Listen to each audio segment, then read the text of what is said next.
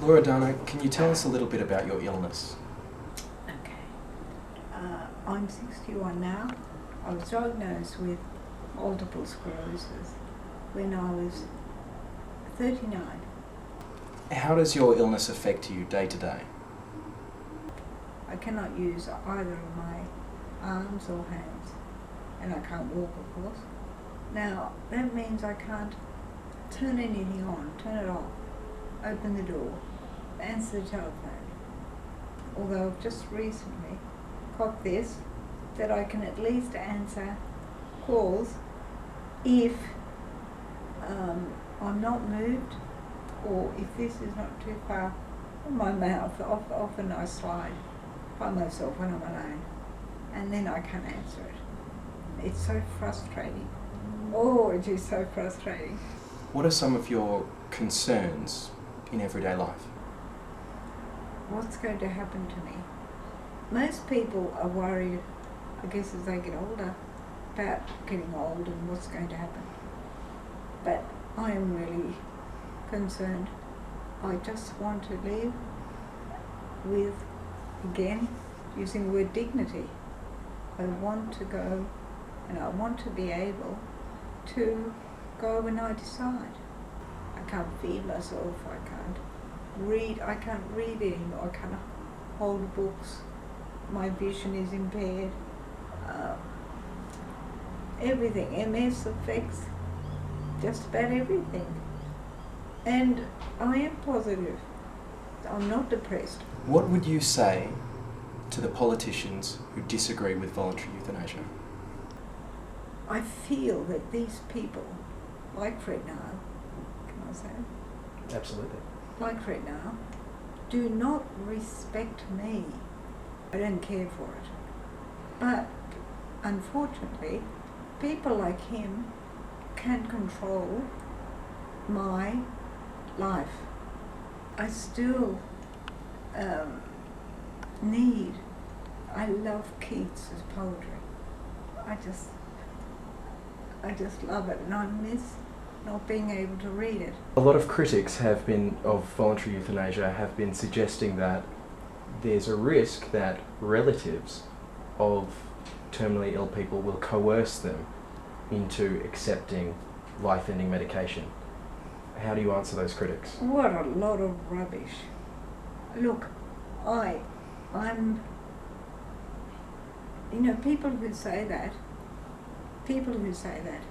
cannot have experienced a chronic illness or a relative who has, who suffered emotional, psychological, physical pain. Ideally, how would you like to die? By painless injection. I don't like injections either. I get so many now that I'm sort of big deal. Yes, I get 2 a week. One very painful, and but yes, that's how I would like to go. Like going to sleep at home. At home? At home. If you're not given that choice, what will you do? Go overseas.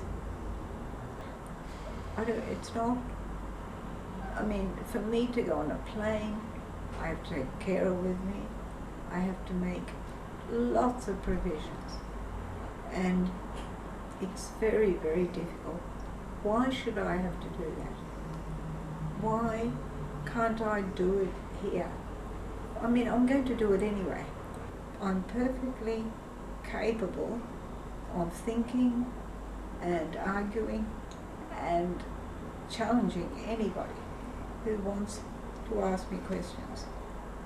And I'll very happily tell them exactly how I feel, including Fred Nile there, especially Fred Nile, or other people like him, politicians, whoever, who have the right to tell me what I can do or can't do. How dare they? And I'd like people who are healthy, who object to euthanasia, dying with dignity, I'd like them to think about the fact that I was healthy. I know what it feels like to be healthy. And I know what it feels like to be sick, like I am, like I have been. They don't know what it feels like to be me. Look, I've had this for over 30 years. I think I've given it a fair shot. Yeah. Really. More than half my life. Yeah. I'm 61, and what else is there for me? I've had this disease for 30 years, 35 years. Have I been depressed for 35 years? That's the answer. Truly. I mean, I have tried for 35 years to look at, I've worked as long as I could. I've been teaching as long as I could. I've done everything and enjoyed it to the maximum that I could. And I think positively whenever I can. But I'm now exhausted. I'm tired. Lots of politicians who are against voluntary euthanasia talk about the idea that you can never make it entirely safe. How do you respond to that? What I would like to say to people like that is, what are you afraid of? Why won't you come and talk with me? What are you afraid of? Politicians. Loredana, thank you so much for your time. I hope I can help. Please, if anybody would like to talk with me, I'm here. Thank you so much. Thank you.